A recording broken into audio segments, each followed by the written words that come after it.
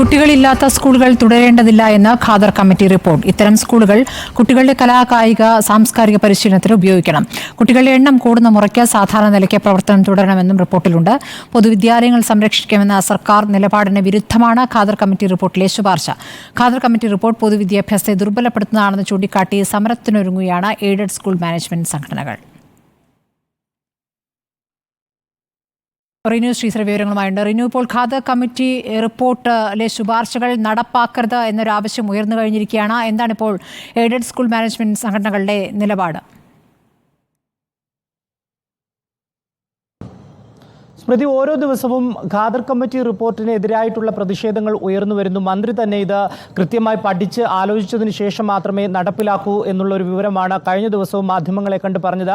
ഏറ്റവും പുതുതായി ഇന്ന് രാവിലെ നമ്മൾ തന്നെ നൽകിയ ഒരു വാർത്ത എന്ന് പറയുന്നത്, സംസ്ഥാന സർക്കാർ പൊതുവിദ്യാലയങ്ങൾ സംരക്ഷിക്കുന്നതിന് വേണ്ടിയിട്ടുള്ള പദ്ധതികളുമായി മുന്നോട്ട് പോകുന്നു.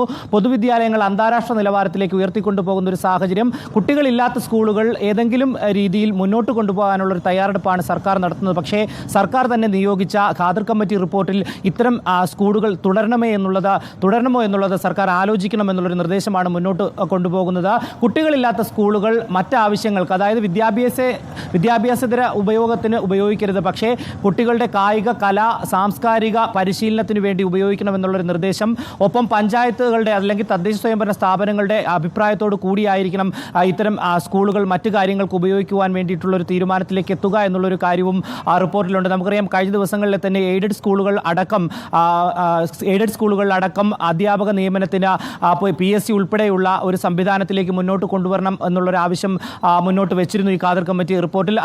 വിദ്യാർത്ഥികളുടെ സമയം ക്രമീകരിക്കുന്ന കാര്യം ഉൾപ്പെടെ മുന്നോട്ട് വയ്ക്കുന്ന ഒരു സാഹചര്യം. ഇതിലെല്ലാം തന്നെ വലിയ രീതിയിലുള്ള ഒരു പ്രതിഷേധം ഉയരുന്നു. എന്തായാലും എയ്ഡഡ് സ്കൂൾ അധ്യാപക അല്ലെങ്കിൽ എയ്ഡഡ് സ്കൂൾ ഉടമസ്ഥരുടെ ഒക്കെ തന്നെ യോഗം ചേർന്നുകൊണ്ട് വലിയ രീതിയിലുള്ള ഒരു പ്രതിഷേധം സംഘടിപ്പിക്കുവാൻ വേണ്ടി തയ്യാറെടുക്കുകയാണ് ഇപ്പോൾ ഈ ഖാദർ കമ്മിറ്റിക്കെതിരെ. സ്മൃതി, ശ്രീധരാണ് വിവരങ്ങൾ നൽകിയത്.